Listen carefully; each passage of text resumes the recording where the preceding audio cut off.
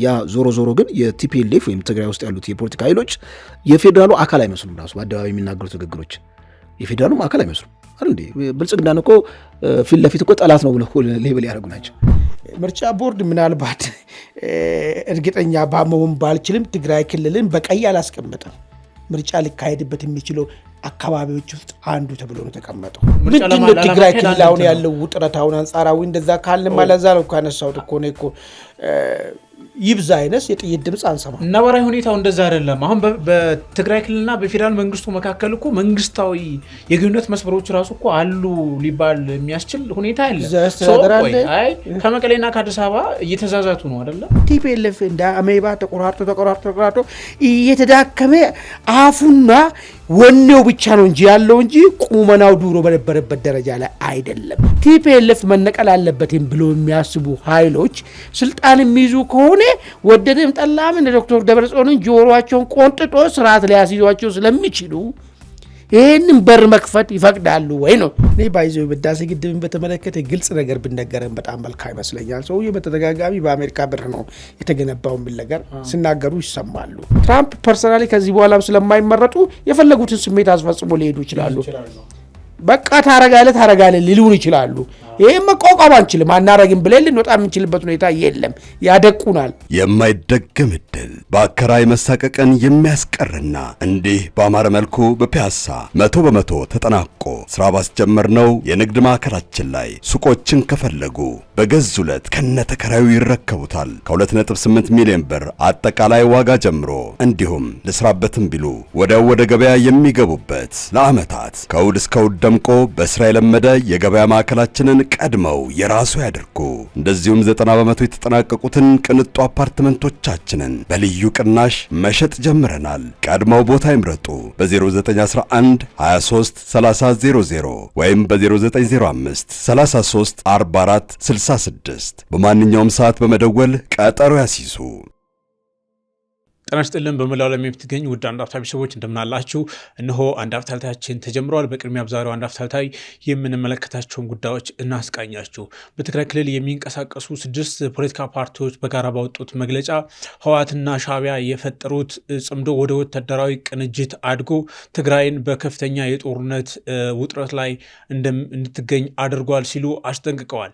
የጀነራል ታደሰ አስተዳደር በአስቸኳይ ፈርሶ አዲስ ጊዜያዊ አስተዳደር ካልተቋቋመ ትግራይ የጦርነት ቀጠና ልትሆን እንደምትችል አስጠንቅቀዋል። በሌላ በኩል የኢትዮጵያ ብሔራዊ ምርጫ ቦርድ የጀነራል ታደሰ ወረደ አስተዳደር በአስቸኳይ የምርጫ ጣቢያዎችን ለይቶ እንዳሳውቀውና ትግራይ የምርጫው አካል እንድትሆን የጀነራል ታደሰ አስተዳደር ምላሽ እየተጠበቀ ነው። ይህን ጉዳይ እንመለከተዋለን። ሁለተኛው ጉዳያችን የአሜሪካው ፕሬዚደንት ዶናልድ ትራምፕ የኢትዮጵያን ታላቁ የህዳሴ ግድብ አስመልክቶ ከሰሞኑ በተደጋጋሚ ሀሳቦችን እየሰነዘሩ ነው። አሁን ላይ ደግሞ ጠቅላይ ሚኒስትር አብይ አህመድና የግብፁን ፕሬዚደንት አብዱል ፈታህ አልሲሲን በፊት ለፊት አገናኝቼ አደራድራለሁ ብለዋል። ትራምፕ ከሰሞኑ ዳቦስ ላይ ባደረጉት ንግግር በዚሁ ጉዳይ ላይ የኢትዮጵያውንም ጠቅላይ ሚኒስትር የግብፁንም ፕሬዚደንት ሁለቱንም ትልቅ መሪዎች ናቸው፣ የሚከበሩ ናቸው ሲሉ አወድሰዋቸዋል። እንግዲህ ኢትዮጵያ በዚህ ድርድር ውስጥ ትገባለች ምንስ ይዛ ትወጣለች የሚለውን ጉዳይ እንመለከታለን። ሶስተኛው ጉዳያችን እስራኤል፣ የተባበሩት አረብ ኤሚሬትስ እና ኢትዮጵያ ትብብራቸውን እያሳደጉ ነው የሚል መረጃ ከሰሞኑ ሲሰማ ነበር። አሁን ደግሞ ዩኤኢ በሱዳን ላለው የፈጥኖ ደራሽ ኃይል በእስራኤልና በኢትዮጵያ በኩል ጦር መሳሪያ እያቀረበች ነው የሚል ዘገባ ሚድል ኢስት አስነብቧል። እሱንም እንመለከተዋለን። በሌላ በኩል ደግሞ በኢትዮጵያ ድንበር አቅራቢያ ላይ የሱዳን ጦር የአየር ጥቃት መፈጸሙም ተሰምቷል። በመጨረሻነት እንደ መውጫ የምንመለከተው ጉዳይ የጀርመን ውጭ ጉዳይ ሚኒስቴር ወደ ኢትዮጵያ ቅንተው ከጠቅላይ ሚኒስትር አብይ አህመድ ጋር ከሰሞኑ ውይይት አድርገዋል። በዚህ ውይይታቸውም ኢትዮጵያ በባህር በር ጉዳይ ያነሳቸውን ጥያቄ ጀርመን እንደምትደግፍ አስታውቀዋል። ጉዳዩን ሰፋ አድርገን እንመለከተዋለን። አብራችሁ እንድትቆዩ በአክብሮት እንጋብዛለን። ደሬና ማን እንደምን አላችሁ? መልካም። የመጀመሪያ ጉዳያችን እንግዲህ ትግራይን የሚመለከት ነው። ሁለት ጉዳዮች የተሰናሰኑ አሉት። አንደኛው የብሔራዊ ምርጫ ቦርድ የትግራይ ጊዜያዊ አስተዳደር በምርጫው ትግራይ ተሳታፊ እንደምትሆን ታሳቢ አድርጎ ጊዜያዊ አስተዳደሩ የምርጫ ጣቢያዎችን ሁኔታ መረጃ እንድልክለት በደብዳቤ ጠይቋል የሚል መረጃ ተሰምተዋል።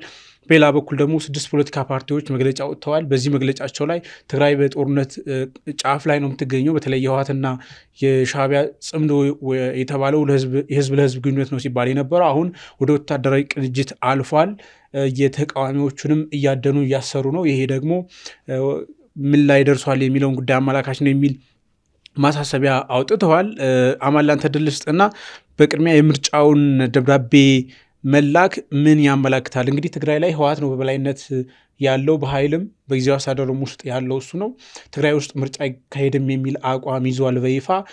ምርጫ ቦርድ ደግሞ በደብዳቤ አሳውቁ ብሎ መላኩ ቀጣይ ምን ሊሆን ይችላል፣ ምን ሊመጣ ይችላል የሚለውን ነገር አመላካች ነው ተብሎ ይታሰባል። ምን ይታያል?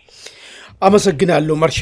እንግዲህ ምርጫ ቦርድ ለጊዜያዊ አስተዳደሩ ይኸኛውን ሁለተኛ ደብዳቤ ነው። ከዚህ በፊት ደብዳቤ ልኮ ነበረ ምርጫ ጣቢያዎች እንዲዘጋጁና ሁሉም ነገሮች እንዲመቻቹ የሚል ነገር ነበረ።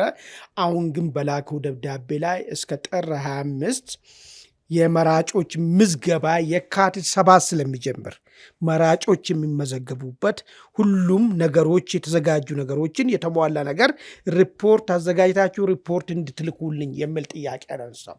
እንግዲህ አሁን የሚካሄደው ምርጫ ምን አይነት ነው? የምርጫ ዝግጅት ያለ ነገር ይመስለዋል ወይስ አይመስልም? ሪሊ አሁን ባለው ሁኔታ ምርጫ ማካሄዱ ራሱ ምርጫ ነው ማለት ይቻላል? እሱ ሌላ ትንተና ነው። እሱ እናቆየውና አሁን በትግራይ ክልል በኩል ያለው ጉዳይ አንድ ነገር ተነስቷል። ከዚህ በፊት ህወሓት ምን የሚል ሀሳብ አንስቷል? ምርጫ መደረግ የሚችለው ትግራይ ክልል ላይ እኔ ህጋዊ እውቅናን የተነፈኩትን ነገር መሰረዜ ተሰርዞ ወደ ትክክለኛ ፓርቲ መልሳችሁ ካልመለሳችሁ በቀር ትግራይ ክልል ምርጫ አይታሰብም የሚል በዶክተር ደብረጽዮን የሚመራው ህገ ወጡ የህወሓት ቡድን ህጋዊ አካል ሰውነት የሌለው ማለት ለምን ተሰርዟል? ተሰረዘ ነው በሀገሪቷ ህግ መሰረት በምርጫ ቦርድ መሰረት የሚታወቀው። ይሄ እስካልተደረገ ድረስ ምርጫ የሚባል አይታሰብም የሚል ነገር አስቀምጧል። እንግዲህ አሁን ጊዜያዊ አስተዳደሩ የሚፈተንበት ወይ እውነት ጊዜያዊ አስተዳደር መሆኑ ወይ ደግሞ የህወሓት ስራ አስፈጻሚ መሆኑ የሚታወቅበት ጉዳይና እሱ ብቻም ሳይሆን ምናልባት ነው የሚያሰጋኝ ከዚህ በፊት ወደ ጦርነት የተገባበት ሂደት ያን የምታስታውሰው ከሆነ የጨረባ ምርጫ አካሄዱ ነው አታካሄዱም በሚል ጉዳይ መጣ። ምርጫ በሀገር ደረጃ ህገ መንግስት ተተርጉሞ ምርጫው ለሌላ ጊዜ ተዛውሯል ሲባል አናቅም አንሰማም፣ እኛ በዚህ ህገ መንግስትም አንመራም እስከ ማለት ድረስ ሄዶ ማለት ነው። ለምን ቢመሩ ኑሮ ህገ መንግስቱ ከተረጎመ ኢትዮጵያ ውስጥ ላለው ሁሉ ተግባራዊ ስለሚሆን ይቀበሉ ነበር። እኛ ከህገ መንግስቱን በላይ ነን ብሎ ምርጫ አካሄዱ። የራሳቸው ምርጫ ቦርድ አቋቋሙ፣ ምርጫ አካሄዱ። እሱ ነው the very beginning of the war የሆነው ነገር ማለት ነው። ከዛ ቀጥሎ ሰሜን ዕዝ ማጥቃት ምናምን የሚሉ ነገር ቀጥሎ የሚመጡ ነገሮች ናቸው። አሁንም እንግዲህ ምርጫ ቦርድ የላከውን ነገር ጥር 25 ይህንን ምርጫ ጣቢያዎችና መራጮች የሚመዘገቡበትን ቦታ አመቻችቶ ካላከ ጊዜያዊ አስተዳደር የሚባል ነገር እንግዲህ የህገ ወጡ የህወሓት ጉዳይ አስፈጻሚና ህወሓት የያዘውን አቋም የሚጋራ አካል መሆኑ ይረጋገጣል ማለት ነው። ይህ መረጋገጡ ውስጥ ምንድን ነው ይዞ የሚመጣው የሚለውን ነገር ነው እንግዲህ መታየት ያለበት። ምንድን ነው ያኔ ምርጫ ቀድሜን ነው እናካሄዳለን ተብሎ ነው ያ ሁሉ ደመፋሳሽ ጦርነት የመጣው። አሁን ደግሞ ሌሎች ኢትዮጵያ አካባቢ ምርጫ ሲካሄድ ትግራይ ክልል አይካሄድም ምርጫ በማለት ከፌዴራል መንግስቱ መመሪያ ውጪ መሆናቸውን የሚያሳዩበትና ፌዴራል መንግስት እንግዲህ ምናልባት በጉልበት ይህንን ለማረም ይሄዳል፣ በድርድር ጉዳዩን ለማስተካከል ይሄዳል። ምንድን ነው የሚፈጠረው የሚለውን ነገር ሌላ ትንተና ይሆንና ነገር ግን ፍንትው ያለ ፌዴራል መንግስት በጀት የሚቆርጥለት ጊዜያዊ አስተዳደር ችግር ውስጥ የሚገባበት ተጠሪነቱ ለሌላ አካል የሚሆንበት ሁኔታ የሚጣራበት ሁኔታ ይፈጠራል ማለት ነው። ወይ ደግሞ ምናልባት ጊዜ መግዛትም 2 ሳምንትም ቀላል አይደለምና ጊዜያዊ አስተዳደሩ በዚህ ሰዓት እቺ ለምርጫ መዝገባ የተባለው ሪፖርት ሊልክ ይችላል። ግን የሚፈተነው የመጨረሻ ፈተናው የሚወጣ መቼ ነው ማለት ነው? የካቲት 7 ምርጫ መራጮች መመዝገብ ሲጀምሩ ማለት ነው። መራጮች መመዝገብ ጀመሩ ማለት ደግሞ አሁን በኋላ የምንመጣቸው ፓርቲዎች ኢንክሉዲን ህጋዊ ሰውነት አግኝቻለሁ ያለው እና አቶ ጌታቸው ፓርቲ ትግራይ ክልል ላይ የመወዳደር እድል የሚያገኙበት ሁኔታ ይፈጠራል። በአንጻሩ ቲፒኤልኤፍ የሚባለው ደግሞ ፓርቲ ምርጫው ላይ የማይሳተፍበት ሂደት ይፈጠራል።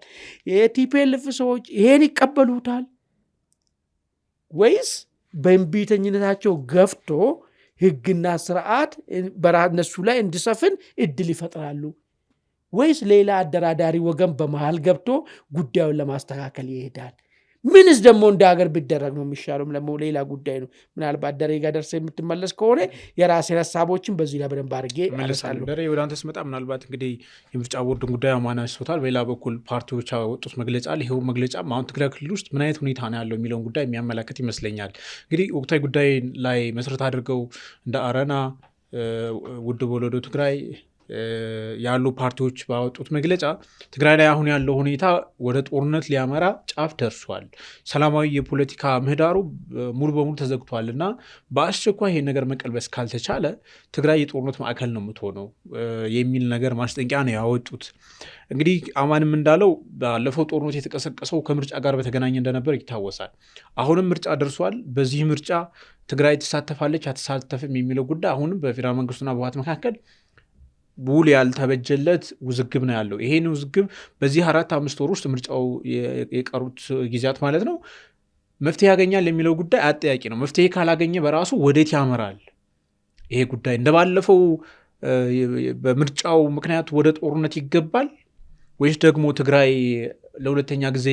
ለሁለተኛ ዙር ማለት ነው ምርጫው አልፏት ትቀጥላለች የሚለው ጉዳይም አጠያቂ ነውና በአንተ በኩል ምን ይታያል? እሺ፣ አመሰግናለሁ ማርሻ። ሁለት ነገር እናንሳ። ምርጫ እንግዲህ በዲሞክራሲያዊ ስርዓት ውስጥ ዋነኛ ካስማ የሚባለው ነገር ነው።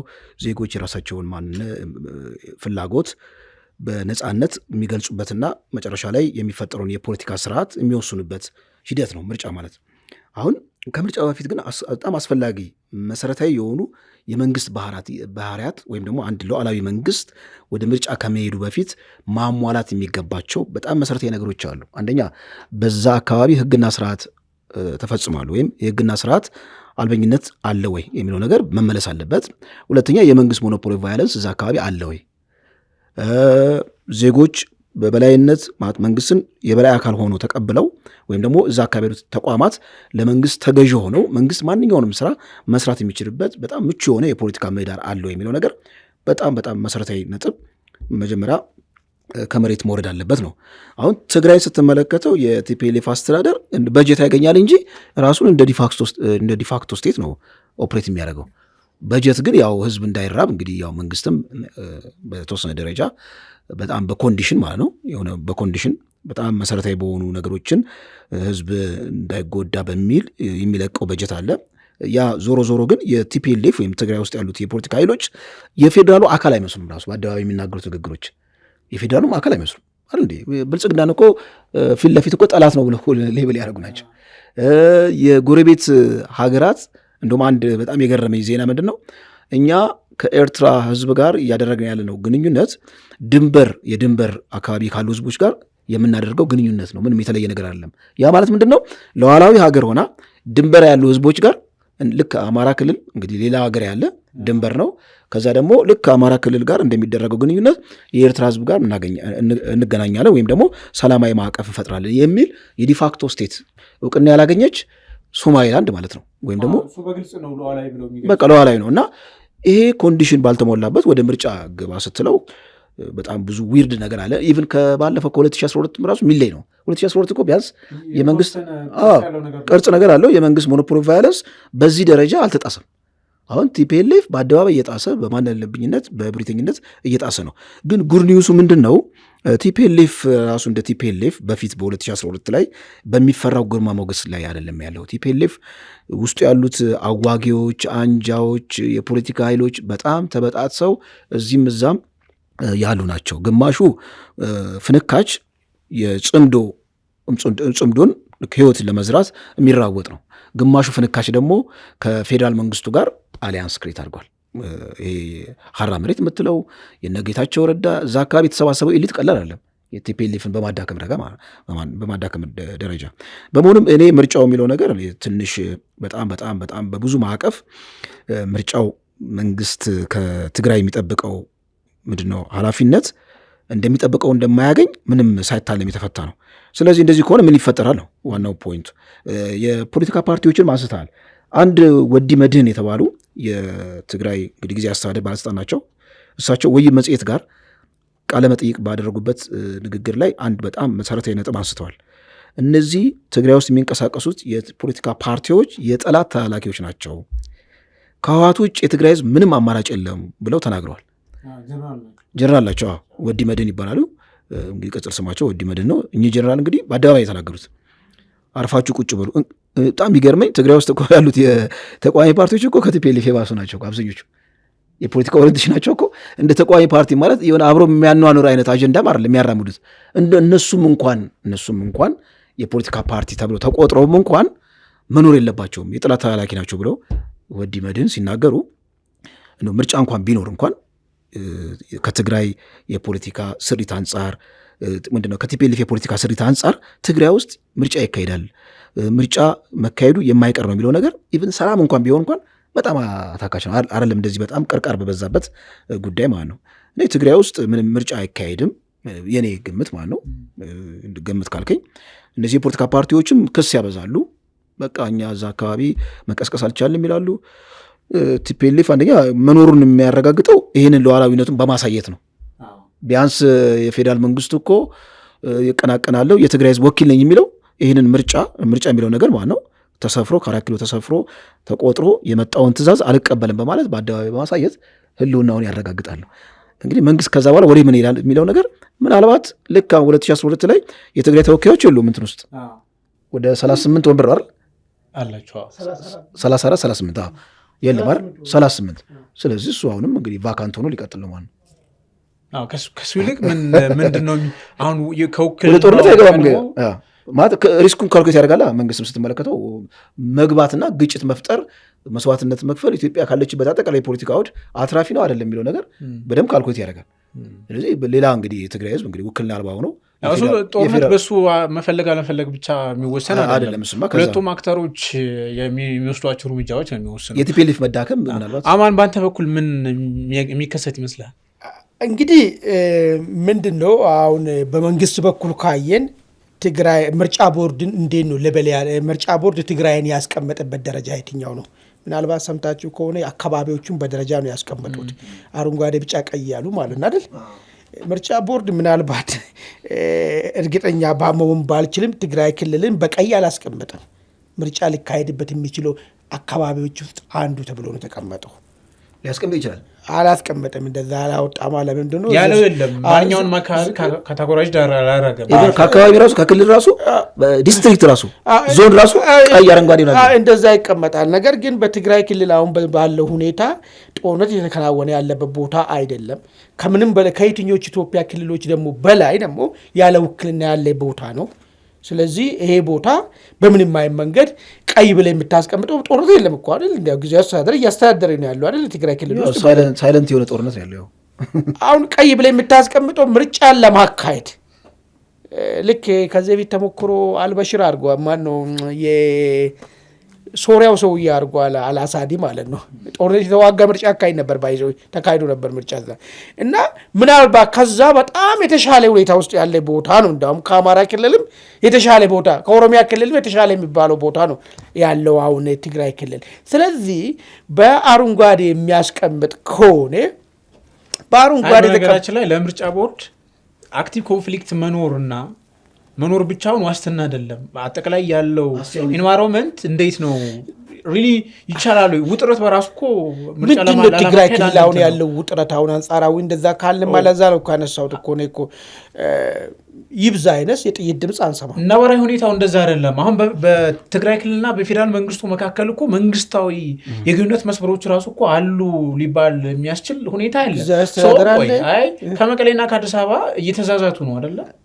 የቀላት ጦርነቶች፣ ውሮራዎች እንደዛ አይነት ነገሮች አለ። ይሄ ለምርጫ ቦርድ እንደ ግሪን ላይት ሊወስደው ይችላል ተብሎ አይገምም። መንግስት ራሱ ትግራይ ክልል ውስጥ በዚህ ደረጃ ላይ ትግራይ ክልል ከሆነ ትግራይ ክልል ውስጥ ምርጫ ማካሄድ አለመቻሉ ራሱ እንደ አንድ ውድቀት ስለሚወስደው ግዴታውን ማለት ነው ግዴታውን መንግስት መሆኑን እዛ ቦታ ላይ መንግስትነቱን ማረጋገጥ ስለሚፈልገው ወደ ምርጫው ሂደት ውስጥ ለማስገባት የሚገደድበት ሁኔታ ይፈጠራል። ዝም ብሎ የሚታለፍ ነገር አይደለም። ለምን በዝውውርም ወዴት ይመጣል ማለት ነው። መንግስት የሚያስተዳድረው ቦታዎችና የሚቆጣጠራቸው ቦታዎች ተሸራርፎ እያነሱ ስለሚሄዱ መንግስትን ጥያቄው ስለሚከተው ይህን ለማስከበር ሲባል ወደ ሂደቱ መግባቱ የማይቀር ጉዳይ ነው። በቲፒኤልኤፍ በኩል ግን ይህን ሂደትን ማደናቀፉ ምናልባት ወደ ጦርነት የሚያስገባው ከሆነ ምን አማራጭ ያደርጋል የሚለውን ቅድም ደረጃ ያነሳው ነገር ሼር አደርጋለሁ። ለምሳሌ ቲፒኤልኤፍ እንደ አሜባ ተቆራርጦ እየተዳከመ አፉና ወኔው ብቻ ነው እንጂ ያለው እንጂ ቁመናው ድሮ በነበረበት ደረጃ ላይ አይደለም። ጦርነትን መፍጠሩም የሚችልበትም ቁመና ላይ አይደለም። ቢያደርግ ይችላል። የፓርቲዎቹን መግለጫ ስታየው፣ የፌዴራል መንግስቱን ክሶች ስታየው ከሻዕቢያ ጋር እሱ ምንድን ነው መሰለህ አሁን አዲስ ቨርሽን መጣ እኮ። ሻዕቢያ በራሱ መዋጋት አይፈልግም። ቲፒኤልኤፍ እንዲዋጋለት ይፈልጋል። ቲፒኤልኤፍን አግዞ ቲፒኤልኤፍ መዋጋት አይፈልግም። ሌላ ፋኖ ቢዋጋ ፋኖን አግዞ ፋኖ እንዲዋጋ ነው ይፈልገው። ሁሉም ጦርነቱን ከራሱ እያራቀ ነው ያለው።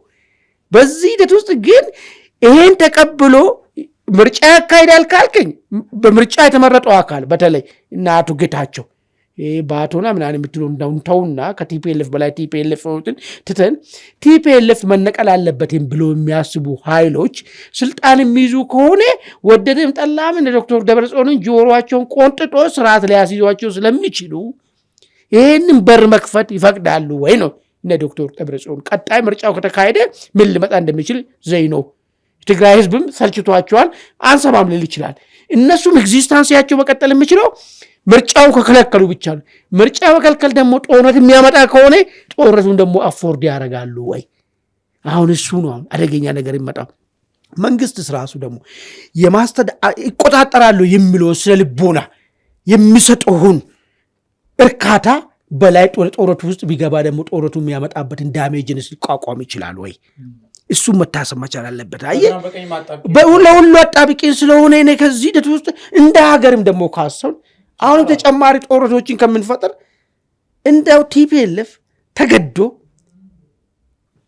የሆነ በጥሩ አደራዳሪና በቅን በሆነ መንገድ ነገሩን ሰተል የሚደረግበት መንገድ ቢፈጠር ለሁላችንም ዊን ዊን የሆነ ነገር ይመስለኛል። እኔ እሱ ነው የምመርጠው። አመሰግናለሁ። ወደ ቤተሰቦቻቸው ወደ ሁለተኛ ጉዳይ እንግባ። ሁለተኛ ጉዳያችን እንግዲህ የአሜሪካው ፕሬዚደንት ዶናልድ ትራምፕ በኢትዮጵያ ታላቁ ህዳሴ ግድብ ጋር በተገናኘ የማደራደር ሀሳብ ለሁለተኛ ጊዜ ያስተዋል። በመጀመሪያው ስልጣን ዘመናቸው እንግዲህ አሸንፈው መቀጠል አለመቻላቸውን ተከትሎ ድርድሩን ማስቀጠል አልቻሉም። አሁን በሁለተኛው የስልጣን ዘመናቸው ይህንን ድል አጠቀምበታል የሚል አቋም ይዘዋል። ከሰሞኑ ዳቮስ ላይ ባደረጉት ንግግር የግብፁን ፕሬዚደንትና የኢትዮጵያውን ጠቅላይ ሚኒስትር አገናኝቼ አደራድራቸዋለሁ ብለዋል። እንግዲህ ሁለቱ ሀገራት ስምምነት ላይ ሊደርሱ ይችላሉ የሚል ግምት እንዳላቸውም ተናግረዋል። ይሁን እንጂ ትራምፕ ከወዲሁ ለግብፅ ውክልና አሳይተው ነው አቋም ይዘው እየታዩ ያሉት። ኢትዮጵያ ደግሞ በዚህ አቋም ላይ በመጀመሪያው ድርድር ወይም ደግሞ 14 ዓመት ገደማ ለዘለቀው ድርድር ላይ አይበገሬነት አቋም ይዛ ነው የዘለቀችው። አሁን በትራምፕ አደራዳሪነት ኢትዮጵያ ምን አይነት አቋም ይዛ ትሄዳለች? ወደ ድርድሩ በራሱ ትሄዳለች? ድርድሩስ ጋር ከሄደች ምን ይዛ ነው ልትወጣ የምትችለው? ምን አይነት ነገር ይገጥማታል የሚለውን ጉዳይ በተወሰነ መልኩ እንመልከት። ደሬ ላንተ ድልጽና እንዴት ታየዋለህ? የትራምፕ አቋም እንግዲህ ወደ ድርድር ገፍቶ የመሄድ አዝማሚያው የሚቀር አይመስልም። ኢትዮጵያ በዚህ ውስጥ ዝም ብላ መቀጠል ነው ያለባት? ገብታ ምን አይነት ነገር ነው ቴብል ላይ ማቅረብ ያለባት? እንዴት ነው ጫናው የምትቋቋመው የሚለው ጉዳይ አሁን አጠያቂ ይሆናል። ትራምፕ በዓለም አቀፍ ደረጃ ወደ 8 ጦርነቶችን እንዳስቀሩ እንግዲህ እርሳቸውን አስመልክቶ የወጣ ዘገባ የሚናገሩት ነው። እርሳቸውን ይናገራሉ። ወደ 8 የሚጠጉ ጦርነትን አስቀርተናል። ለምሳሌ በህንድና ፓኪስታን መካከል፣ በሩዋንዳና በኮንጎ መካከል፣ በኢትዮጵያና በግብፅ መካከል ብለዋል። ሩዋንዳና ኮንጎ ይህን ባሉ ማለት በሳምንቱ ነው በሳምንቱ ጦርነቱ ፈነዳ እንጂ አሁን ስቲል እኮ ጦርነቱ ነው ያሉት። ኤም23 የሚባለውን ሩዋንዳ ትረዳለች። ከዛ በኋላ ኮንጎ ደግሞ በዛ መልኩ ግጭት ውስጥ ገብቷል ነው። አሁን ይሄ ድርድር የሚባለው ነገር የትራምፕን አመለካከት በደንብ ስንመለከት የእርሳቸው ልዩ ባህሪያትን ታሳቢ ማድረግ አለብን። ትራምፕ ማን ናቸው የሚለው ነገር የሚከተሉት የዲፕሎማሲ መንገድ በጣም የተለየ ነው። እንግዲህ ተደጋግሞ እንደተነገረው የንግድ አይነት ንግድ ነገር በአደባባይ ማለት ነው። እንደውም የመቀማትም ደረጃ ትራንዛክሽናል የሚባለው ነገር ሰጥቶ መቀበል ነው። እሳቸው ወደ መቀማትም አይ ቲንክ ያዘነበለ ነገር ነው። በጣም በጣም ዊርድ የሆነ የዲፕሎማሲ ጀስቸር ነው የሚያሳዩት እንግዲህ ትራምፕ ሲባሉ ማለት ነው። አሁን ኢትዮጵያን በተመለከተ ከዚህ ቀደም በነበራቸው ስልጣን ግድቡን ታፈነደዋለች ግብጽ ብለው በአደባባይ ተናግረዋል። ከዛ ትንሽ መለስ ያለ ቋንቋን አሁን እየተናገሩ ያሉት ቢያንስ ታፈነዳለች አላሉም። አሁን አይደለ ህልውና ነው አሉ። ልዩነቱ ይፈታል እንደሚፈታም እርግጠኛ ነኝ አሉ። እኔ ግን ልዩነቱ ምን ያህል ልዩነት ነው? አሁን ልዩነቱ ምሳሌ ህዳሴ ግድብ ተገድቧል። ኦኬ፣ በግብጽ ወገን ምንድን ነው የሚባለው? አለቃቀቁ ላይ የተወሰነ እንግዲህ ኮንቴን መደረግ አለበት ይላሉ። የዋትነቱ በጣም ጨምሯል። ግብጽ ወደ 55 ቢሊዮን ኪዩቢክ ነው መሰለኝ የምትለው እዛ ድርሻ ላይ ነው የምትለው። አሁን ግን ወደ 88 ቢሊዮን ኪዩቢክ ውሃ እሱን ነው የምፈልገው፣ እንደውም ጭማሪ እንደውም ያተንን እየተጠቀምኩ ነው የሚል ነገር ነው። ኢትዮጵያ ወደ 38 ቢሊዮን አጉድላለች ነው የሚሉት ከ55 ቢሊዮን። ይህን ስትመለከት በቃ ኦልሞስት ህዳሴ ግድብ ማለት የግብፅ ጉሮሮ ላይ የቆመ ነው የሚመስለው። እሳቸውም ተናግረው እሳቸውንም የግብፅ ናሽናሊስት ነው የሚመስሉት፣ ማለት የግብፅ ብሔርተኛ ነው የሚመስሉት። በአደባባይ ወጥተው ኢትዮጵያ የግብፅን ሉዓላዊነት ተዳፍራለች፣ የግብፅን ጉሮሮ ላይ ቆማለች የሚለው ነገር እንደው በሌላ ቋንቋ በደንብ ስትገልጸው በደንብ አድርገው የእነሱን አጀንዳ እንዴት በአደባባይ ማራገብ ቻሉ ብለህ ስትመረምር የእሳቸውን ግለሰብና ፐርሶናሊቲ ታሳቢ ታደርግና ግብፅ ምን ለአሜሪካ ኢሚዲየትሊ ኦፈር የምታቀርበው ነገር አለ። ኢሚዲየትሊ ማለት የሚታይ ነገር በእርሳቸው እንግዲህ በእርሳቸው በትራምፕ የፖለቲካ አቅጣጫ ስትመለከት በቃ ኢሚዲየት የሚታይ ነገር ካሽ እንዲከፍለው የሚወስዱት ነገር አይነት የፖለቲካ ማርኬት ላይ ነው የሚሳተፉት ማለት ነው። እና ግብፅ በሚድል ኢስት አካባቢ ያለውን የፖለቲካ እንቅስቃሴ ከጋዛ ጋር በተመለከተ ከዚህ ቀደም ውዝግብ ተነስቷል። የጋዛ ተፈናቃዮችን አልቀበልም በማለት እንደውም የዓለም አቀፍ የገንዘብ ተቋማት እቀባ እንዳደረጉባት ሁሉ በአደባባይ እየተናገረች ነው። ኢኮኖሚያ እንደደቀቀ ለጋዛ ተፈናቃዮች ሲባል ወይም ደግሞ ለአረብ ሉዓላዊነት ሲባል ዋጋ እየከፈልኩ ነው ብላ በአደባባይ እየተናገረች ነው ግብፅ ማለት ነው። በሞ ለአሜሪካ ኢሚዲየትሊ ምን ኦፈር አቅርባለች? ከኢትዮጵያ ጋር እንደዚህ በጣም እላፊ ተኪዶ የኢትዮጵያን እጅ መጠምዘዝ ነው የምለው። ቋንቋው ስትመለከተው ሉዓላዊነትንም ያከብር አለም፣ የኢትዮጵያ ሉዓላዊነትም ያከብር አለም። ከኢትዮጵያ 85% ምናምን ኮንትሪቢዩት እንደምታደርግም የሚያውቀው አልመሰለኝም። እንደው ሲናገሩ ትራምፕ ራሱ ውሃው 85% ከግብፅ ወጥቶ ወደ ኢትዮጵያ ቢፈስስ ነው የሚመስለው የእርሳቸው ንግግር ማለት ነው። እና ምንድን ነው እዚህ ጋር በጣም በጣም በጣም እንደ ዜጋ የሚቆረቁ ኢንተረስት አላቸው። ያን ኢንተረስት ማስፈጸም ይፈልጋሉ። እንደ የአሜሪካ አጠቃላይ የጂኦፖለቲካል ኢንተረስት ብለን ብቻ መውሰድ አንችልም። እንደዚህ በጣም የስቴት ፖሊሲ ብቻ አይደለም እና ከግለሰብ ይሄ ፖፑሊስት ከሆነ ፐርሶናሊቲ የሚመነጭ ከግለሰብ ባህሪ የሚመነጭ የፖለቲካ ስብዕና እንዳላቸው በአደባባይ ተመልክተናል። በይፋ የዩክሬኑን ፕሬዚዳንት ማዕድንን ስጠኝና መሳሪያ ልስጥ ብለዋል በአደባባይ። ይሄ በአደባባይ ይነገር እንግዲህ በዲፕሎማሲ ፕሮቶኮል ማለት ነው። አምጣ ያንን ማዕድን ተዝቆ የሚያልቀው ማዕድን አምጣ ብለዋል በአደባባይ። እና እንደዚህ አይነት ንግግር ከእርሳቸው ጋር ኦድ የሆነ የፖለቲካ ጀስቸር ወይም ደግሞ የዲፕሎማሲ ጀስቸር ስለምናይ በዛ መልኩ እንውሰደው። በዛ መልኩ ባንወስደውም ኢትዮጵያ ላይ ገፍተው ጫና አሳድረው ምን አይነት ስራ ሊሰሩ እንደሚችሉ ምናልባት ተጨማሪ ግድብ እንዳንገድብ እዚሁ ህዳሴ ግድብ ላይ ያለን አጠቃላይ የበላይነት ማለት ነው በግብፅ የበላይነት ኮንትሮል የሚደረግበት መንገድ እንድንስማማ ወይም ደግሞ ልክ ከዚህ ቀደም 55% 18% ተብሎ በቀኝ ገዢዎች አማካኝነት ሱዳንና ግብፅ የተስማሙትን አይነት ስምምነት ኢትዮጵያ እጇ ተጠምዛ እንግዲህ በአባይ ላይ ሌላ አዲስ ስምምነት እንድትፈራረም ነው ወይ? ብዙ ፖይንቶችን መረደር ይቻላል። ዞሮ እንግዲህ እንደኛ እንደ ሀገር ያው የሚቆረቆረ ነገር ነው እንደ ዜጋ። መልካም አማን፣ በአንተ በኩል የምትለው ነገር ካለ ባጭር። እንግዲህ ምንድን ነው መሰለህ እኔ አሁን የትራምፕን ጥሪ መቅረት ይቻላል ቢኬድስ ምን ይመጣል የሚለውን ነገር ነው መታየት ያለበት። ይህ ድርድር እንግዲህ አሜሪካ ጠርታለች። እኔ እስከሚገባኝ ድረስ መቅረቱ የሚቻል አይመስለኝም። ቢኬድም ደግሞ ጥሩ ነገር መጠበቅ የለብህም። የሚመጣው ነገር ምንድን ነው? ባለፈ የተቀመጠውን ድርቅ ሲሆን ይህን ያህል ትለቃላችሁ፣ ፕላስ ደግሞ ሌላ ፋርዘር በዚህ ውሃ ላይ ሌላ ልማት ማልማት አችሉም የሚል ሌላ የቅኝ ግዢ ዘመን ተፈራረሙ የሚመስል ውል ውስጥ የምንገባ ነው። ራሳቸው መጀመሪያ ስልጣን ዘመናቸው ፕሮፖዝ ያደረጉት ውል ነበር። ወደዛ ልንገባ የምንችለው ማለት ነው። ስለዚህ ምንድን ነው ማድረግ ያለብን ነው በጣም ትልቁ ነገር። እኔ ባይዘው በህዳሴ ግድብን በተመለከተ ግልጽ ነገር ብነገረን በጣም መልካም ይመስለኛል። ሰውዬ በተደጋጋሚ በአሜሪካ ብር ነው የተገነባው የሚል ነገር ሲናገሩ ይሰማሉ። እዚህ ህዝቡ የሚያውቀው ራሱ አዋቶ መስራት ነው። እርግጥ ነው እንደዚህ ትላልቅ ሜጋ ፕሮጀክቶች በህዝብ መዋጮ ብቻ ይሰራል ተብሎም አይጠበቅም። በዚህ የሚዋጣ ብር ተገነባ ብትልም እሱም አሳማኝ አይደለም። ጠቅላይ ሚኒስቴሩም የሆነ ጊዜ ሲናገሩ የ10% በላይ እንዳልሆነ ህዝቡ ያዋጣው አይን ነገር እንደሆነ ተናግረዋል። ስለዚህ በዚህ ግድብ ላይ ተደጋጋሚ በትራምፕ በኩል የሚቀርበው ነገር ከምን የመነጨ ነው የሚለውን ነገርም ግልጽ መሆን መቻል አለበት ማለት ነው። ስለዚህ አሁን ያለው አማራጭ መሄዱ የማይቀር ጉዳይ ነው። ግን ከተከደ በኋላ እንዴት ነው መሆን ያለበት የሚለው ጉዳይ ላይ ነው መነጋገሩ የሚያስፈልገው ነገር ማለት ነው። ለግብፅ ለምንድን ነው ትራምፕ በዚህ ደረጃ ሊያረጉ የፈለጉበት? አይደለም ማድላል ብቻ አይደለም የሚባለው እኮ እሳቸው ራሳቸው ግብፃዊ ለዛም አክራሪ ግብፃዊ የሆኑ ነገር ነው የሚመስሉ ሲናገሩ ማለት ነው። አክራሪ ግብፃዊ ካልሆነ በስተቀር እኮ አንዳንድ ግብፃዎችም በዚህ ደረጃ አይደለም ነገሩ የሚያቀርቡት። በቃ ግብፅ ውሃ አታለች ተቸግራለች የሚለውን ወይ ደግሞ ስለ ውሃ ማቅ ሌማ ነው የግብፅ ህዝብ ማለት ነው። እንደዛ አይነት ነገር ነው ሆኖ ነው የቀረቡ። ለምንድን ነው የምለውን ነገር ካየን ምናልባት የጋዛ ጉዳይና እዚህ ሚድል ኢስት አካባቢ ያለው ጫወታ ነው። ይሄን መገልበጥ የምንችልበት ነገር ይኖራል ወይ?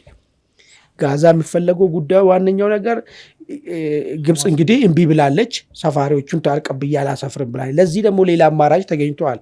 የሶማሌላንዱ ጉዳይ ማለት ነው። እሱ ነገር ፑሽ ማድረጉ ምን ያህል አስፈላጊነት ነገር አለው።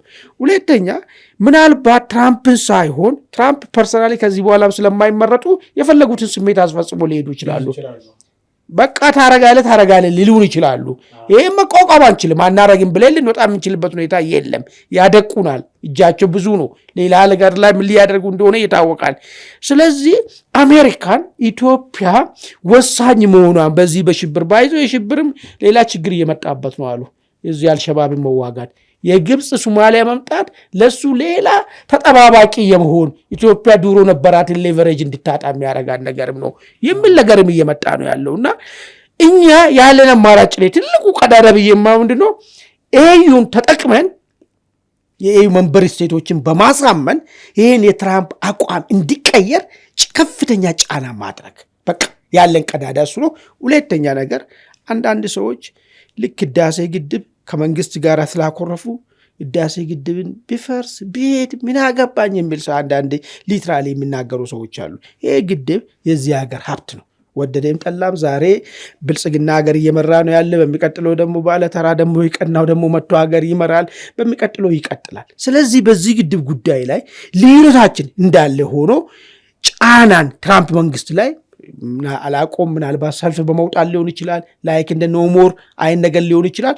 በሚቻለው ነገር ሁሉ ከመንግስት ጋር ልዩነት እንኳን ቢኖራቸው ጫና የማድረግ አቂም መፍጠር ከቻል ብቻ ይሄን ሐሳብ ካላስቀየር ያኔ ጥሩ ጊዜ ነበረ። ተዘላቸው እናቶ ገዱ በነበሩበት ዘመን ማለት ነው። ሄድንና ትንሽ አይተን አልሆነም ብለ ወደ አፍሪካ መለስ ነው ጉዳዩ ማለት ነው። አሁን ልክ እንደዛ በዛን ዘመን እንደነበረው አይት መነቃነቅ መፈጠር መቻል አለበት። ይህን ለመፍጠር ግን ግድቡንና አባይንና መንግስትን ለይተን ማየት መቻል አለብን የሚል ሀሳብ ነው ያለኝ። ይሏልኝ። አመሰግናለሁ ኳማን። ሶስተኛ ጉዳያችን ኢትዮጵያ፣ እስራኤልና የተባበሩት አረብ ኤሚሬትስ ቅንጅታቸውን እያጠናከሩ ነው የሚሉ መረጃዎች ከሰሞኑ እንግዲህ ሲሰሙ እንደነበር ይታወሳል። በተለይም በምስራቅ አፍሪካ እየተቀየረ ያለው የኃይል አሰላለፍ መካከለኛው ምስራቅ ካለው ቀጠና ጋር በተገናኘ እንግዲህ እነዚህ ሶስት ሀገራት የጋራ አቋም ይዘው እየተንቀሳቀሱ ነው የሚል ነገር አለ። ከሱዳኑ ጦርነት ጋር በተገናኘ በተለይ የተባበሩት አረብ ኤሚሬትስ ለሱዳኑ ፈጥኖ ደራሽ ኃይል እንግዲህ የጦር መሳሪያ አቀባይ እንደሆነች ይነገራል። ይህን የጦር መሳሪያ አቀባይነቷን እንግዲህ በግብፅ በሳውዲ አረቢያ እና በሶማሊያ መንግስት ትብብር የአየር ክልል ጭምር እየተዘጋባት ነው። በተለይ ደግሞ ወታደራዊና የካርጎ በረራዎች በሶማሊያ በግብፅና በሊቢያ ተዘግቶባታል። ይሄንን እንግዲህ ዩኤኢን ከቀጠናው አዳክሞ የማስወጣቱን እንቅስቃሴ እንደ ቱርክም ተጨምራበት ሳውዲ አረቢያ ግብፅም እንደዚሁ ከሶማሊያ ጋር ተባብረው በከፍተኛ ሁኔታ እያዋከቧት ነው የሚገኘው። ይህን ተከትሎ ሳውዲ አረቢያ በእስራኤልና በኢትዮጵያ በኩል ለሱዳኑ ፈጥኖ ደራሽ ኃይል የጦር መሳሪያ እያጓጓዘች ነው፣ እያቀበለች ነው የሚል መረጃ ሚድል ኢስት ላይ በስፋት ወጥቶ ተመልክተናል። በሌላ በኩል ደግሞ የሱዳን ጦር ወይም በጀነራል አልቡርሃን የሚመራው ጦር በኢትዮጵያና ሱዳን ድንበር በቤኒሻንጉል ጉሙዝ አካባቢ ያቡስ በሚባል አካባቢ የፈጥኖ ደራሹ ኃይል ቤዝ ላይ ከፍተኛ የድሮን ጥቃት ወይም ደግሞ የአየር ኃይል ጥቃት መፈጸሙ ተሰምቷል። እንግዲህ እዛ ቦርደር አካባቢ የደረሰው ሁኔታ ከኢትዮጵያ ጋር በአንድም በሌላም የሚያዝ ነው። ዩኤኢም እንደዚሁ እስራኤልም ኢንተረስት ያላቸው የሱዳን ጦርነትም እንደዚሁ ከኢትዮጵያ ጋር የሚገናኙ ብዙ ጉዳዮች አሉት። ደሬ ላንተ ድል ስጥና እንግዲህ ቀጠናው ላይ ያሉት ለውጦች በተወሰነ መልኩ ባለፈው ስንነጋገር ነበር።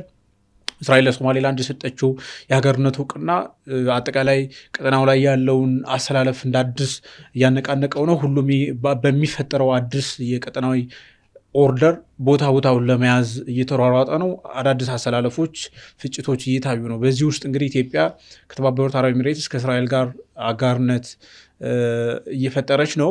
በተለይ ደግሞ ከሱዳን ጦርነት ጋር በተገናኘ መሆኑ ትንሽ ኮምፕሊኬትድ ያደርገዋል። ኢትዮጵያ ከሱዳን ጋር በድንበር ትገናኛለች። እንደዚሁም ደግሞ ሱዳን ላይ የተለያዩ ሀገራት ኢንተረስት አላቸው፣ አሜሪካን ጨምሮ ሌሎች የአረብ ሀገራትም እና ከዚህ አንጻር እንዴት ትመለከተዋል ይሄን ጉዳይ? የቀጠናው ጂኦፖለቲካል እንግዲህ ውድድር ውስጥ መለከት ልክ የጫካ አይነት ህግ አለ የዳርዊኒዝም ዘፊተስ ዊል ሰርቫይቭ ጠንካራው ሀገር ደካማውን እየበላው ከዛ ጂኦፖለቲካሊ ዶሚናንት ሆኖ የሚወጣበት ማለት ነው። እንደዛ ነገር ነው የሚመስለው። ልክ አሁን ዩኤኢ አለች፣ ሳውዲ አረቢያ አለ፣ ቱርክ አለ፣ ግብፅ ደግሞ አሁን ተደምራለች። ከዛ በኋላ ደግሞ እንደ አቅሚቲ ደግሞ የነዛ ሻመያጅ ደግሞ ሀገራት አሉ፣ ኢሳያስ፣ ጅቡቲ፣ ለነዛ ተቀጽል ሊሆኑ ማለት ነው። ዋነኛዎቹ አሉ፣ ለነዛ ሻመያጅ ሆኑ ደግሞ ድንክዬ ሚጢጥዬ ሀገራት አሉ። እነዚህ ሁሉ እንግዲህ ተረባርበው ኢትዮጵያን የመሰለ ጃያንት የሆነ ሪሶርስ ያለው ህዝብ ያለው በጣም ጂኦፖለቲካሊ ልክ እንደ አንከር የምትቆጠረውን ሀገር ኢትዮጵያ ላይ ሲረባረቡ ትመለከታል ማለት እና በዚህ በኢትዮጵያ ላይ ከዩኤ ጋር ያላት ጥምረት አደጋ ውስጥ የሚወድቁ ከሆነ እነዛ ቪክቶሪያስ እንሆናለን የሚሉት አሁን የሻዕቢያ ደጋፊዎችን ብዙ ጊዜ ስትመለከት ዲጂታል ክንፉ ስትመለከት በቃ ዩኤ ከቀጠናው ከወጣች የኢትዮጵያ መንግስት አፈር በላ በቃ አለቀለት፣ በቃ ይደክማል፣ ከዛ በኋላ የምንፈልገው ነገር እንሰራለን የሚል ነገር ነው። ያው እነሱ አገርና መንግስት የሚለውን ነገር ያው አጣብቋ አንድ ላይ ስለሚያዩ ማለት ነው። በመሆኑም እንግዲህ አሁን ዩኤኢ የመን አካባቢ በአብዛኛው ጊዜ በዚህ በሳውዲ አረቢያው ተሸንፋ እንደወጣች ያን ነገር ነው የሚስተዋለው። ነገር ግን እኔ እዛ አካባቢ አሁን የሎጂስቲክ አቅርቦት ነበር የምታቀርበው። በእርግጥ ጦር ነበራት፣ ያን ያህል ብዙ ጦር አልነበራትም። ግን ከጦር ይልቅ ምንድን ነው የሙያ እገዛ የሚያደርጉ የሚሊተሪ አካል ናቸው እንጂ በጣም ሰፊ አደረጃጀት ያለው ተገንጣዩ ቡድን ነው የኤስቲሲ የተባለው ማለት ነው። እና ስቲል አሁንም ቤዝ አላት። በነገራችን ላይ አሁንም የዚህ ሀኒሽ ደሴት ላይ ቤዝ አልተነቀለም አለ፣ ስቲል አለ። እስራኤልም አለችበት። ያንን ደግሞ መንካት እስራኤልን መንካት ስለሆነ ሳውዲ አረቢያ አትሞክረውም። እና ከዛ ከየመን ተሸንፋ እንደወጣች በጣም በብዙ የሚስተጋባው ነገር ፕሮ ሳውዲ አረቢያና ፕሮ የዚህ ማንድነው አንታይ የሆኑ ከዩኤ ጋር አንታይ የሆኑ ኃይላትም በጣም ሲያስተጋቡት ትመለከታለህ። ስቲል እዛ ጋር አንከር ሊያደርግ የሚችል አንድ የፓወር ቤዝ እንዳላት ከተለያዩ መረጃ አውታሮች ተመልክቻለሁ። እና እሱ ራሱ ኮንቴስትድ ነው የመን አካባቢ ያላት ተጽዕኖ ተዳከመ ማለት የሚለው ነገር ነው። ነገር ግን እዚህ ከበርበራ አካባቢ ቦሳሶ ነው የሶማሊያ የፑንትላንድ ነው እሱ የበርበራ ስቲል አለች። የፑንትላንድን ግን ጥላ እንደወጣች ነው ያየነው። የሶማሌ መንግስት የፌዴራል መንግስት አካል ስለሆነ ፑንትላንድ፣ በነገራችን ላይ ፑንትላንዶች ተቃውሞታል። ይህን አያገባችሁም ብለዋል የፌዴራል መንግስቱም ማለት ነው። እዛ አካባቢ ያለው ዋነኛ ለአርኤስኤፍ የምታቀርብበት ቤዝ ነበር። ከዛ በኋላ ዲፕ የተባለው የራሱ የተባበሩት አረብ ኤምሬት ትልቅ ካምፓኒ አይ ስራዎች እንደቀጠሉ ነው እየሰራን ነው አሉ። የት? በርበራ ላይ ማለት ነው። የፑንትላንዱ ግን ለቀዋል። በርበራ ላይ የህልውና ጉዳይ ነው። ያ የህልውና ጉዳይ ደግሞ ለዩኤኢ ብቻ አይደለም ለኢትዮጵያም ነው። እኛ ብቸኛ መተንፈሻ ያለን ስቲል በአሰብ ጉዳይ ያለውን ነገር እስክንፈታ ድረስ እዚህኛው ላይ ማለት ነው እዚህ በወደብ አክሰስ አማካኝነት እንግዲህ መንግስት ብዙ ጥረት ይሄድበታል ብለን የምናስበው እዛ አካባቢ ከዩኤኢ ጋር የሞት ሽረት አሊያንስ አለ። ያ ደግሞ በጣም ጉድ ኒውስ የሆነው ልክ እንደ ዊንድፎል የሚባለው ይሄ ምንድን ነው ድንገት የተገኘ መና ማለት ነው። እስራኤል መታ እውቅና ሰጥታ የአሊያንሱ ሌላ እንትን ሆናለች ማለት ነው፣ ኃይል ሆናለች ማለት ነው። እና እነዚህ አይነት እዛ ጋር የምታስቀምጣቸው ዶቶች ማለት ነው ቼዝ ቦርዱ ላይ አሸናፊ ሆነ እንድትወጣ ጂኦፖለቲካሊ ስቲል አሁንም እንግዲህ ስራዎች እንዳላለቁና የተባበሩት አረብ ኤምሬት ሱዳን ላይ አንድ ያላለቀ ታስክ እንዳላት እዛ አካባቢ እንደውም አንድ መረጃ ያየሁት ምንድን ነው የግብፅ አየር ኃይል በሊቢያ በኩል ባለው ድንበር ወደ ሱዳን የሚገባው ድንበር አንዳንድ ኮንቮዮች ላይ ትልቅ ጥቃት እንዳደረሰ ነው በዩኤኢ አማካኝነት። ከዛ በሊቢያን ታከው ማለት ነው ለሱዳን የሚያቀርቡትን አጠቃላይ ሎጂስቲክ አቅርቦት ላይ ትልቅ ጉዳት እንዳደረሰ ነው። እና ግብፅ ቀጥታ ጦርነቱ ገብታለች። ግብፅ ጦርነቱ ገብታ ዩኤኢ የማትገባበት ምንድን ነው ጀስቲፋይብል ግራውንድ? ገብታ እንግዲህ በአየር የደበደበች ነው። ዩኤኢ ደግሞ የራሱ የሆነ ኢንተረስት አላት። ኦኬ እስራኤል ጠንካራ ስለሆነች ከበስተጀርባ አሜሪካ ስለሆነች እስራኤል ላይ ያለው የሚመዘዘው ሰይፍ በጣም ያስፈራ አይደለም ስትመለከተው። እንደው ከዩኤኢ በላይ እኮ እስራኤል እኮ አንድን ሀገር አንድን ግንጣይ የሆነ ዲፋክቶ ስቴት ሀገር ብላ እኮ እውቅና ሰጥታለች። ነገር ግን ርብርቦሽ ያለው ዩኤኢ ላይ ነው። ዩኤኢ ለምንድን ነው ዳይሬክትሊ ኢንቮልቭ ታደርጋለች የሚል ነገር ነው። በእርግጥ ሱዳን ውስጥ ያለው የዩኤኢ ኢንቮልቭመንት በደንብ መመርመር አለበት። የወርቅ ንግድ ላይ ነው የተሰማራችው ነው የሚባለው። ትልቅ የወርቅ አቅርቦት ከሱዳን ወደ ዱባይ ማለት ነው። እንዲሁም ዱባይ ያላት የወርቅ ክምችት ከዚህ ቀደም በታሪክ ታይቶ በማይታወቅ በጣም እንደጨመረ ነው ከሱዳኑ ጦርነት ማለት ነው። እሱ እንዳለ ሆኖ የጦርነት ንግዱ እንዳለ ሆኖ ግን ሱዳን ውስጥ ቀጣይ አሸንፎ መንግስት የሚሆነው አካል ማን ነው የሚለው ላይ ነው አሁን ትልቁ ፍትጊያ። የሚያሸንፍ ደረጃ አልደረሱም። በቃ ስቴልሜት ማለት ምንድን ነው? ስታክ ታረጋለህ። ፍትጊያው ግን የሆነ አካል ሁሉም የራሱን አካል መንግስት ለማድረግ ነው። በቃ ስታክ አረጋ። አሁን ይሄ የሚያሸንፍም ከዛ በኋላ ጂኦፖለቲካሊ በጣም ብዙ ጥቅም ያላቸው የተለያዩ ሀገራት ከነዚህ ከሁለቱ ኃይሎች እርስ በርስ መሻነፍ የማይችሉ በቃ አቻ የሆኑ ኃይሎች ማለት። አሁን እኮ ስትመለከት 18 ግዛት ነው ያለው ሱዳን ውስጥ። ከ18 ውስጥ 13ቱን ግዛት ይሄ ዋነኛው የአልቡርሃን ያስተዳድራል፣ 5ቱን ደግሞ የአርኤስኤፍ ያስተዳድራል። ግን 5 ተባለ እንጂ በጣም ሰፊ ግዛት ነው። የዳርፉር አካባቢ ያለው የሱዳንን ብዙ ክፍል ማለት ነው ብዙ ክፍል የሚያስተዳድረው የዳርፉር መንግስት ነው። እና አርኤስኤፍን በቀላሉ የምታጣጥለው ነገር አለም። ስለዚህ ዩኤኢ ለራሷ ኢንተረስት ያው ለወርቅ ንግድ ሊሆን ይችላል፣ አየር ባየር ንግድ ሊሆን ይችላል። ቀኝ ገዢዎች እንደሚያደርጉት ማለት ነው። ድሮ እኮ ቀኝ ገዢዎች ይመጡና እርስ በርስ ያሻኩተዋል፣ ከዛ በኋላ ይዘርፋሉ ማለት ነው። እና ፈረንጆች የሚያደርጉትን ነው የሚያደርገች ያለችው። ፖለቲካል ኢንተረስትን አንተ ውስጥ ያለውን በደንብ ጠብቀ ካየርክ በስተቀር ባዕድ ሀገራት ይጫውቱባል። አይደለም ቶ እዛ ለምን ትሄዳለህ? እዚህ ትግራይ ውስጥ እኮ ያለውን ወርቅ በአቅሚቲ እኮ ኢሳያስ አየር ባየር ነጋዴዎች እኮ ከኢትዮጵያ ሪሶርስ እየወሰዱ እኮ እየጠቀሙበት ነው አይደል እንዴ? ከዚሁ ጋር ተያይዞ ግን ያነሳው አንድ ድንበር አካባቢ ጥቃት ተፈጸመ የሚባለው ይሄ ነገር ተደጋገመ። ባለቤቱን ካልናቁ አጥሩን አይነቀንቁ የሚባል አባባል አለ። እና ኢትዮጵያን የመሰለች እንግዲህ መከበር ያለባት ማለት በዚህ ቀጠና ላይ ብዙ ታሪክ ያላት በሱዳን እንደዚህ ማለት ገና በግዛትነት ራሱ ያላጸና መንግስት ሀገሩን በመንግስትነት ደረጃ ራሱ መንበር ያልቻለ የአርኤስኤፍን ማሸነፍ ያልቻለው የአልቡርሃን መንግስት መጥቶ ኢትዮጵያ ድንበር ላይ ተደጋጋሚ የአየር ጥቃት እየፈጸመ ነው። ይሄ ፕሮቮኬሽን ነው በቃ ማለት ወደ ግጭት ለማስገባት እዛ አካባቢ ያለውን ትርምስ የበለጠ ለማሳደግ ነው። ከዚህ ቀደም አንዴ ተደርጎ ነበር። አሁን ሲደገም ሲሪየስሊ መመልከት አለብን። ጅቡቲ እንደ አቅሚቲ እኮ ራሱ ኢትዮጵያ ውስጥ ገብታ እኮ ድሮን ፈጽማለች፣ ድሮን ጥቃት ፈጽማለች። እና እነዚህ ነገሮች ምልክታቸው ምንድነው? ከበስተጀርባቸው አንድ ሂዩጅ እጅ እንዳለ ነው። እነዚህ ኃይላት እኔ ቅድም እንዳልኩት ሻመያጅ ናቸው። በራሳቸው ፕሮቮካቲቭ ምንድነው የፕሮአክቲቭ በሆነ መልኩ ከራሳቸው ተነሳሽነት አይደለም ጥቃት የሚፈጽሙት። ከበስተጀርባቸው የኢትዮጵያ ታሪካዊ ጠላት የሆኑ ኃይሎች አሉ የሚል ነገር። አማን በአንተ በኩል እንዴት ታያለህ ጉዳይ? እንግዲህ ምንድን ነው መሰለ አሁን ዩኤኢ ኢትዮጵያና እስራኤል እያደረጉት ያለው ትብብር ምንድን ነው ብለውን ነገር ማየቱ ነው ጠቃሚ ይመስለኝ። አሁን ብዙ እንትን ላይ እየተነሳ ያለው ምንድን ነው ዩኤኢ ቀጠናውን ለቃ የምትሄድበት ሁኔታ እየተፈጠረ ነው፣ እየተዳከመች ነው። ከዚህ ጋር ደግሞ ተያይዞ ኢትዮጵያ ቀጣይ ሰለባ የምትሆነው ኢትዮጵያ ነች የሚል ብዙ ጎረቤት ሀገራቶች አካባቢ ላይ ከመጠኑ በላይ የተጮኸ የሚገለጹ ነገር ይሄ ነው። ነገር ግን ዩኤኢ ኢትዮጵያና እስራኤል የጥቅም ግንኙነት ብቻ ነው ወይስ አይዲዮሎጂካል የሆነ ግንኙነት አላቸው? እየተፈጠረ ያለው ነገር ሪሊ ፍንትው ብሎ የወጣ ነገር የለም። ግን ምልክቶችን ስናይ ለምሳሌ ዩኤኢ ሱዳን ውስጥ የምታደርጉ ነገር ምንድን ነው? ብዙ ጊዜ የምነሳው ከወርቅ ጋር የተያያዘ ነገር ነው። ነገር ግን ይሄ ፈጥኖ ደራሹ ኃይል ለዘብተኛ እስላሚስት ነው። በአንጻሩ ደግሞ ያነ አልቡርሃን ከዚህ በፊት ኦሳማ ቢንላዴን እስከ ማስጠለል ደረጃ የደረሰው ከማዕከላዊ ሱዳን የሚመጡት የኤሊቶች ሲዋረሱበት የመጡት ድርጅት ነው። እሱ ነገር ደግሞ ማለት ነው ማለት በሌላ አነጋጋር ምንድን ነው ጽንፈኛ የሚባለው? ይህ ጽንፈኝነት ለእስራኤል ብቻ ሳይሆን ለአሜሪካም ስጋት የሆነና እንደዚህ አይነት ኃይል መዳከም መቻል አለበት የሚል እምነት አለ ማለት። አሁን ከጥቅሙ ባሻገር እነዚህ ሁለት ኃይሎችን ምንድን ነው የሚያገናኘው ብለውን ነገር ስናየው የአይዲዮሎጂ ጥቅም ወይ ደግሞ የአይዲዮሎጂ ጥምረትም አለ ማለት ነው። እሱ አንድ ጉዳይ ነው። ሁለተኛ ሱዳን ውስጥ ምንድን ነው ሊፈጠር የሚችለው አልቲሜትሊ የሚለውን ነገር መታየት መቻል አለበት።